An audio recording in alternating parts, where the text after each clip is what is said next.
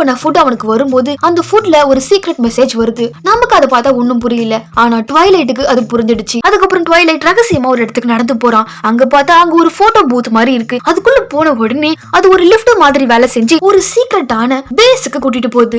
இவனுக்கான help எல்லாம் பண்ணிக்கிட்டு இருக்க அந்த லேடி காசு ஈஸியா மரத்துல காய்க்குதுல, அதனாலதான் உங்க இஷ்டத்துக்கு நீங்க செலவு பண்ணிக்கிட்டே இருக்கீங்க. இதுக்கு தேவையே இல்லாம கேஸ்ல ரெண்டுக்கு எடுத்திருக்கீங்க. அது மட்டும் இல்லாம எவ்வளவு ஏஜென்ட்ஸ் கூப்பிட்டு இருக்கீங்க.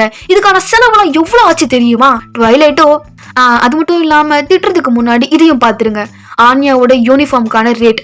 இது ஹிடன் காலேஜ் அப்படின்றனால யூனிஃபார்மோட விலையே ரொம்ப அதிகமா இருக்கு. அப்ப அந்த லேடி இந்த உலகத்தோட அமைதியை காப்பாத்தணும்னா செலவு ஆகுதான் செய்யும். இந்த காலேஜ்ல படிக்கிற பசங்கள்ல எந்த பசங்க நல்லபடியா நடந்துகிட்டு டாப்ல இருக்காங்களோ அவங்களுக்கு ஸ்டெல்லா ஸ்டார்ஸ் கொடுப்பாங்க.